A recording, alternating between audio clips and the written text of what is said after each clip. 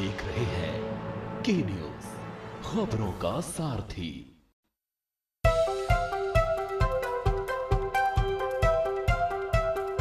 Budget 2026 में जहां एक तरफ 7.8 लाख करोड़ के रक्षा बजट से सीमाओं को अवैध बनाने की हुंकार है, वहीं दूसरी तरफ 12.2 लाख करोड़ के इंफ्रास्ट्रक्चर निवेश से देश की धमनियों में विकास का नया रक्त संचार करने की तैयारी है।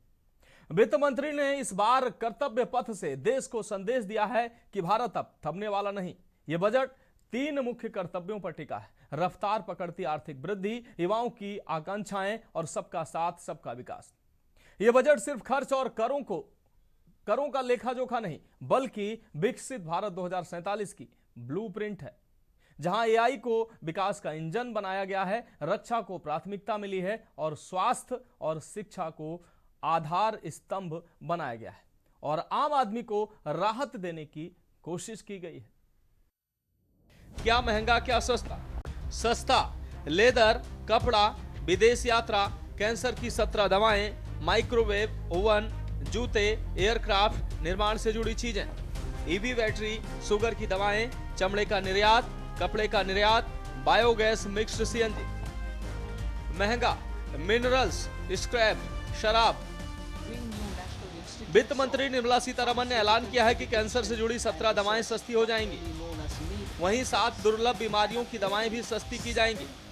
दवाओं और मेडिकल डिवाइस पर कस्टम ड्यूटी घटाने का ऐलान किया गया है। कच्चे चमड़े और इससे जुड़े माल पर ड्यूटी कट से जहां जूते, बैग। आप देख रहे हैं के न्यूज, खबरों का सारथी। नमस्कार, मैं हूं मनोज मानस। हमारे स्पेशल बुलेटिन में आपका स्वागत। और सबसे पहले हम बात करेंगे बीजेपी का दलितों पिछड़ों पर फोकस। लखनऊ से राजनीति से जुड़ी अहम खबर आपको दिखाने बीजेपी ने 2027 विधानसभा चुनाव को लेकर नई सोशल इंजीनियरिंग रणनीति तैयार की है। पार्टी का लक्ष्य है हर घर तक पहुंचना और समाज के विभिन्न वर्गों को जोड़ना। खासकर फोकस दलित और पिछड़ी जातियों के बीच पैठ बढ़ाने का रहेगा। इसके लिए अलग अलग वर्गों के लिए विशेष योजनाएं बनाई जा रही हैं। दलितों के सामाजिक और आर्थिक उत्थान पर केंद्रित कार्यक्रम तैयार किए जा रहे हैं। शिक्षा, रोजगार और सामाजिक न्याय पर पार्टी ने विशेष ध्यान देने की बात कही है। यह रणनीति बीजेपी की आगामी चुनावी तैयारियों का अहम हिस्सा मानी जा रही है। पार्टी का प्रयास है कि समाज के हर वर्ग तक पहुंचकर 2027 के विधानसभा चुनाव में मजबूत आधार बनाया जाए।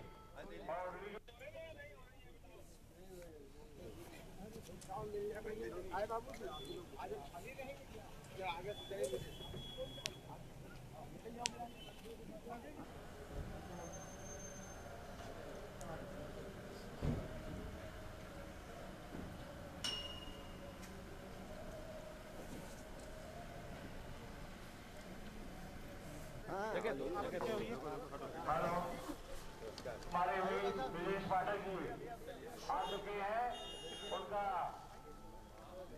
उसके साथ स्वागत और सम्मान हमारे कानपुर का एसोसिएशन के और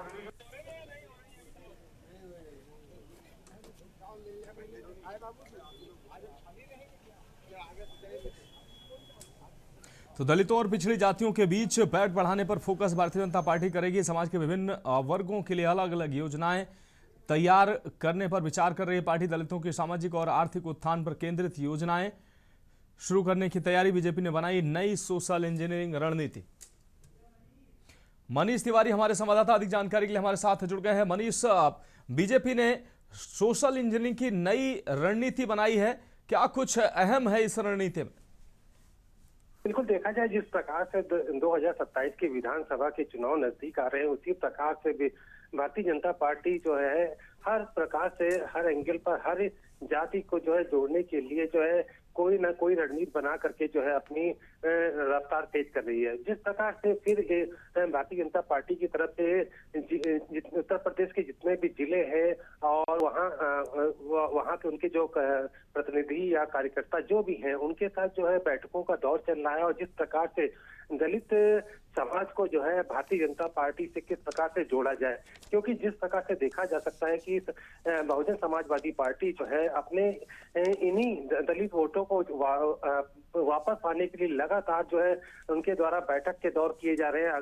जिस प्रकार से उनका ये वोट जो एक समय में बहुजन समाजवादी पार्टी का हुआ करता था, अब वो भारतीय जनता पार्टी के वोट बैंक में भी गया, लेकिन जिस प्रकार लोक सभा के चुनाव में ये वोट समाजवादी पार्टी में गया, जिसकी वजह से समाजवादी पार्टी की जो है काफी बड़ी जीत उत्तर प्रदेश में देखने को मिली। तो वहीं पर देखा जा सकता है कि जिस प्रकार से भारतीय जनता पार्टी जानती है कि करीब उत्तर प्रदेश में 21% के आसपास का ये वोट है, और इन वोटों को जो है जोड़ने के लिए जो है हर मुमकिन कोशिश कर रही है, जिससे कि विधानसभा के चुनाव में किसी प्रकार से कोई भी प्रॉब्लम ना हो उनको सरकार बनाने में। इसी के तहत इस रणनीति को देखा जा सकता है। टीम गठित की गई है, हर टीम को अपने बिंदुओं को बता दिया गया है कि गांव देहात में जा करके अपनी ये सरकार की जो योजनाएं हैं और दलितों के लिए जो योजनाएं हैं, हर तरीके से उनको समझाएं और उनको अपने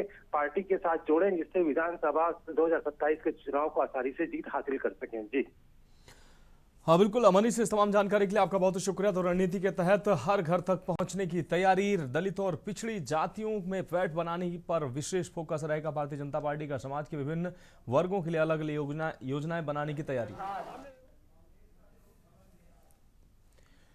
और अब हम बात करेंगे कांग्रेस का लोक भवन घेराव।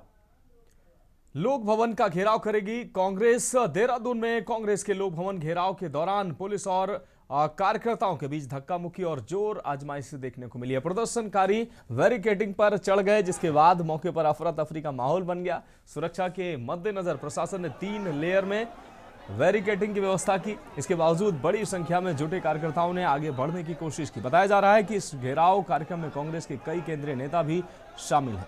पुलिस और प्रशासन की ओर से स्थिति को नियंत्रित करने के प्रयास जारी हैं।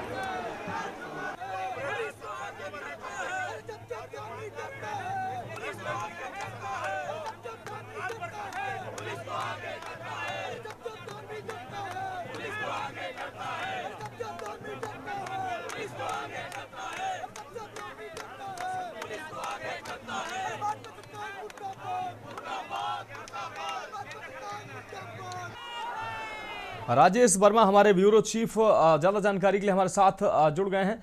राजेश जी, लोक भवन घेराव में कांग्रेस पुलिस में धक्का मुक्की देखने को मिली। कांग्रेस ने लोक भवन का घेराव किया है, बैरिकेडिंग पर कार्यकर्ता चढ़ते नजर आए। क्या कुछ अहम जानकारी इस दौरान?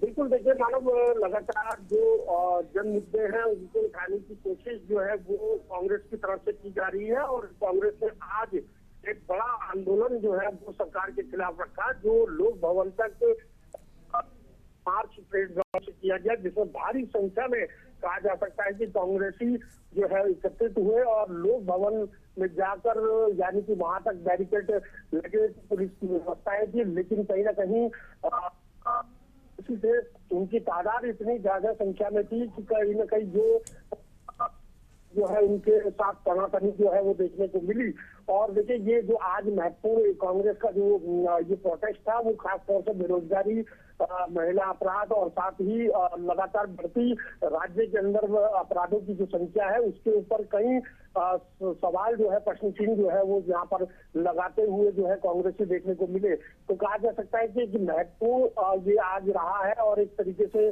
पूरा आगाज जो है चुनावी आगाज तरीके से कांग्रेस ने यहाँ करता हुआ दिखाई दिया है। और इसके साथ ही बड़ी संख्या में जिस तरीके से देश प्रदेश के भिन्न भिन्न जिलों से जो है कांग्रेसी जो है आज सुबह से ही यहाँ एकत्रित हुए, तो कहा जा सकता है कि जो आने वाले समय है तो कई ऐसे जटिल मुद्दे हैं जिनको लेकर के कांग्रेस इस तरीके का जो है प्रदर्शन जो है वो आगे भी कांग्रेस का देखने को मिलेगा। लेकिन आज का जो प्रदर्शन है उसको बड़ी संख्या में कहा जा सकता है कि तनातनी जो है वो खासतौर से जो प्रशासन था, पुलिस प्रशासन, उनकी व्यवस्थाओं को लेकर के बैरिकेड पार करने की जो कांग्रेस ने की थी उसको लेकर के कहीं ना कहीं बड़ी तनातनी हुई है और कुछ जो कांग्रेस कार्यकर्ता है उसमें चोटिल भी हुए हैं। लेकिन फिलहाल स्थिति सामान्य है और कहा जा सकता है कि आगामी चुनाव में इस तरीके के धरना प्रदर्शन और बड़े प्रोटेस्ट जो है वो सरकार के खिलाफ कांग्रेस करती नजर आएगी।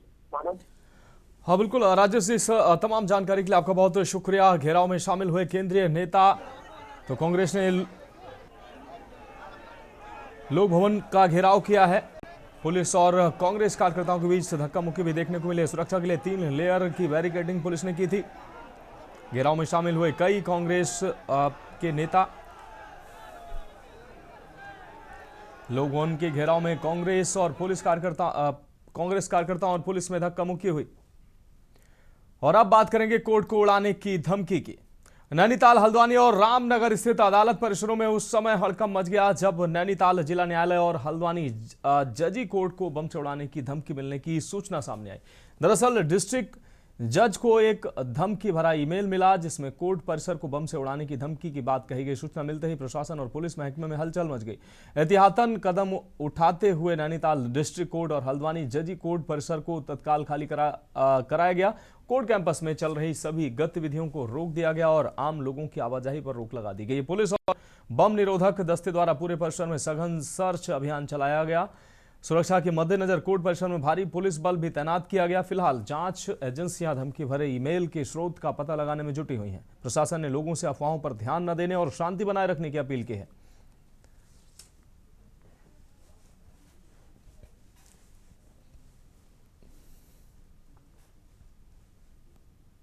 बेसिकली एक ये मेल आया है जो माननीय डीजे साहब के मेल आईडी पर आया था। उसमें हमें सूचना प्राप्त हुई। उसी के दृष्टिगत हम जो भी सिक्योरिटी अरेंजमेंट है यहाँ पे उसको रिव्यू कर रहे हैं। साथ ही हमारी एसओजी और सर्वेलेंस की टीम उस मेल को ट्रेस करने के लिए प्रयास कर रही है और उम्मीद है कि हम बहुत जल्दी उसको ट्रेस कर लेंगे जिसके द्वारा मेल भेजा गया।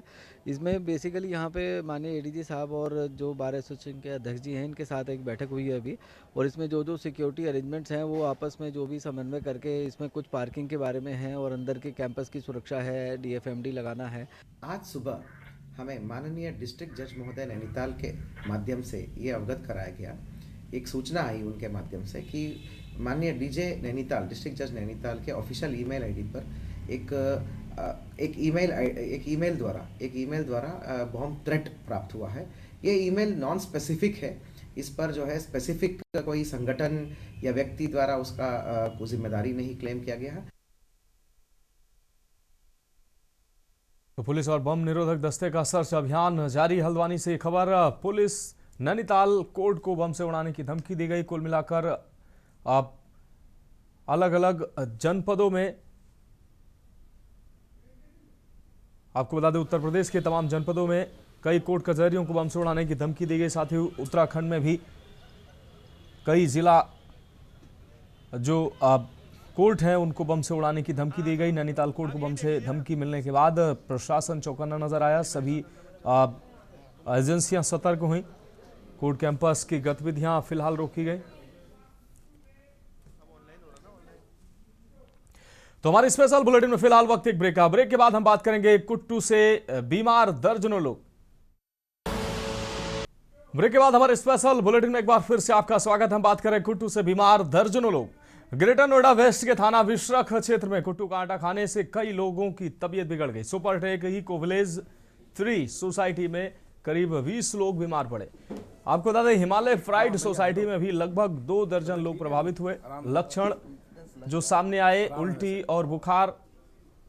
इस दौरान सभी मरीजों को निजी अस्पतालों में भर्ती कराया गया। स्वास्थ्य विभाग और प्रशासन मामले की जांच में जुटा है। ये घटना फूड सेफ्टी पर गंभीर सवाल खड़े करती है। कुट्टू का आटा आमतौर पर व्रत के दौरान खाया जाता है, लेकिन इस बार इसके सेवन से बड़ी संख्या में लोग बीमार हो गए। हिमालय 1/18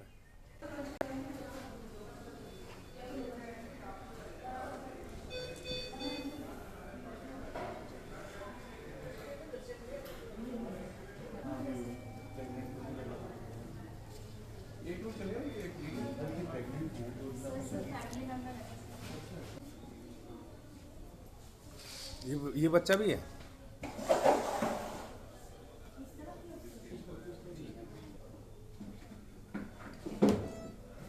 हाँ भैया हेलो, तबीयत ठीक है? अभी आराम है?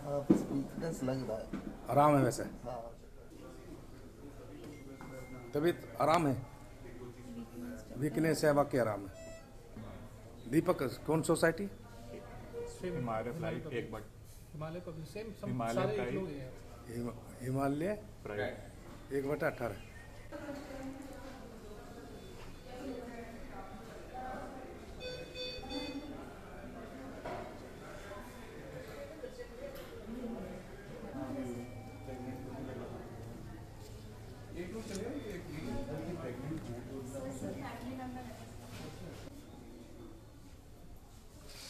ये बच्चा भी है।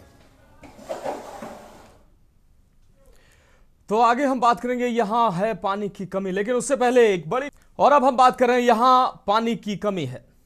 आपको बता दें आपको मलकानगिरी जिले में स्थित MB 59 गांव पोडिया क्षेत्र में है ये, जहां पर लंबे समय से पीने का पानी जो भयंकर कमी से लोग जो है परेशान है। राज्य सरकार की ओर से हर घर जल वसुधा योजना जैसी महत्वाकांक्षी योजना की घोषणाएं हो रही हैं, लेकिन हकीकत में इस दूर दराज के आदिवासी बाहुल गांव के निवासी पानी के लिए तरस रहे हैं।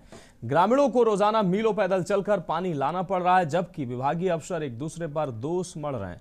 ग्रामवासियों के अनुसार उन्होंने पानी की समस्या को लेकर पंचायत समिति के कार्यकारी अधिकारी से कई बार शिकायत की है, लेकिन समस्या सुलझने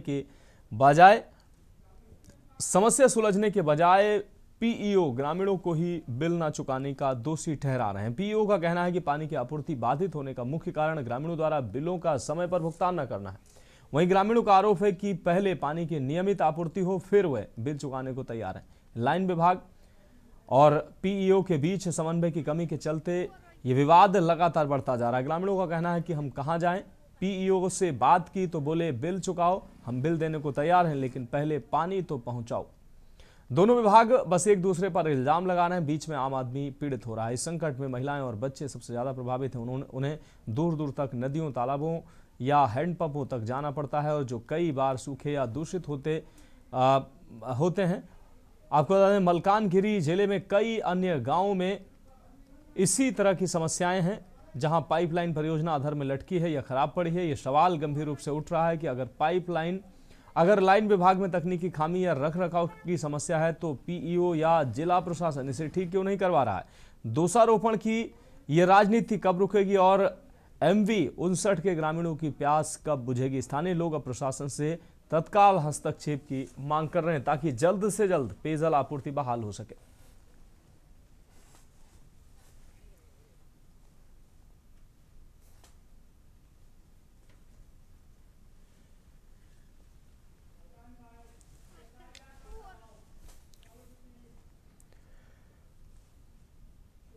और अब हम बात करेंगे SIR का दबाव, आशा का प्रदर्शन। सुल्तानपुर में आशा एकता जिंदाबाद के नारों के साथ आशा बहुओं ने कलेक्ट्रेट परिसर में प्रदर्शन किया। उत्तर प्रदेश आशा हेल्थ वर्कर्स एसोसिएशन के बैनर तले सोमवार को आयोजित इस प्रदर्शन में बड़ी संख्या में आशा कार्यकर्ता शामिल हुए। प्रदर्शन के बाद एसोसिएशन की ओर से सिटी मजिस्ट्रेट को संबोधित ज्ञापन सौंपा गया, जिसमें आशा बहुओं को उनके मूल कार्यों पर वापस लगाए जाने की मांग की गई। प्रदेश अध्यक्ष कुसुम लता यादव ने बताया कि CSC और PHC अधीक्षक आशा बहुओं पर SIR से जुड़े कार्यों का दबाव बना रहे हैं। उनका कहना है कि अतिरिक्त कार्यों के कारण आशा बहुएं अपने निर्धारित क्षेत्रों में नियमित स्वास्थ्य सेवाएं देने में असमर्थ हो रही हैं।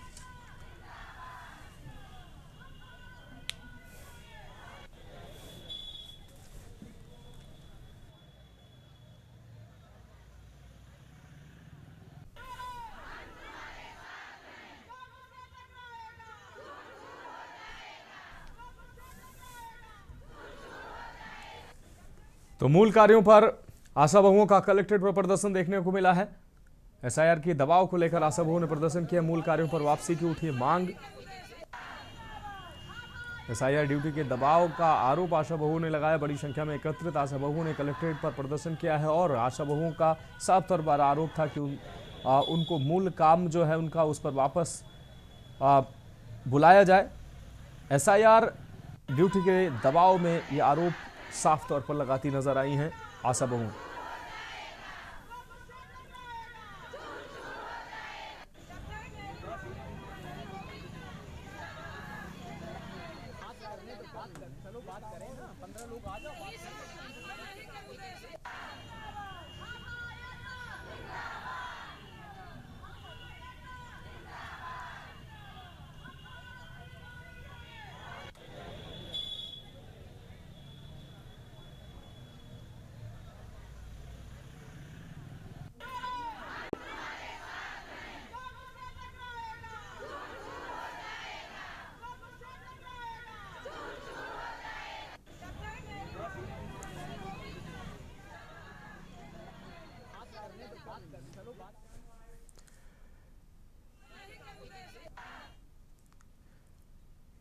और इस बीच बड़ी खबर से अपने दर्शकों को रूबरू करा रहे हैं। फरीदाबाद के कंपनी में धमाके के बाद आग की घटना सामने आई है। 30 से 35 लोगों के घायल होने की अब तक पुष्टि हुई है।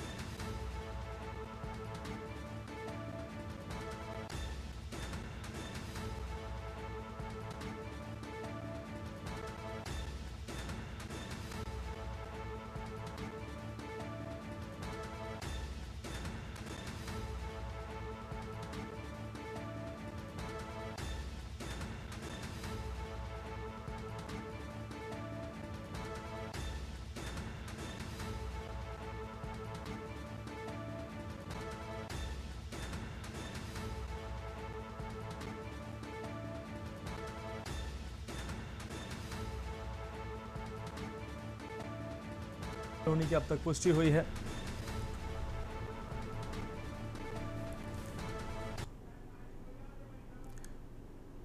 और इस बीच नोएडा से अहम खबर सामने आ रही है। नोएडा से बड़ी खबर सामने आ रही है। बड़ी खबर से आपको रूबरू करा। नोएडा सीईओ कृष्णा करुणेश का बड़ा एक्शन देखने को मिला है। अतिक्रमण के खिलाफ शुरू कराया गया अभियान, बड़ा एक्शन देखने को मिला है। सेक्टर 8 में प्राधिकरण टीम ने हटवाया अतिक्रमण। अतिक्रमण पर शुरू हुई बुलडोजर की कार्रवाई। सेक्टर 8 में प्राधिकरण टीम ने हटवाया अतिक्रमण। अतिक्रमण पर शुरू हुई बुलडोजर की कार्रवाई। विभिन्न इलाकों में अतिक्रमण पर चलाया गया बुलडोजर। अतिक्रमणकारियों को सख्ती से निपटने की दी गई चेतावनी। नोएडा से अहम खबर, सीईओ कृष्णा करुणेश का बड़ा एक्शन। अतिक्रमण के खिलाफ शुरू कराया गया अभियान।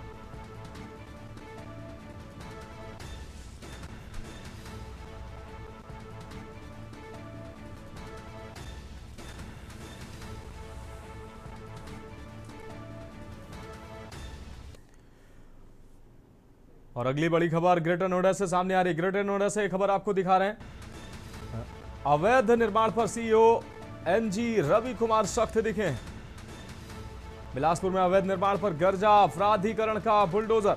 ये तस्वीरें सामने आई हैं। प्राधिकरण का बुलडोजर गर्जा है। 18,000 वर्ग मीटर पर कराया गया था अवैध निर्माण।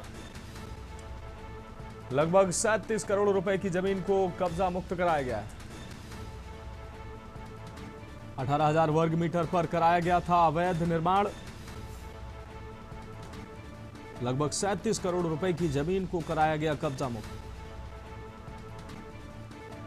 प्लॉट और जमीन खरीदने वालों से सीईओ ने अपील की। प्राधिकरण में जांच पड़ताल के बाद प्लॉट जमीन लेने की सलाह। फिलहाल खबरों में अभी के लिए मेरे साथ इतना ही। मुझे दीजिए इजाजत और आप देखते रहिए के न्यूज़ इंडिया।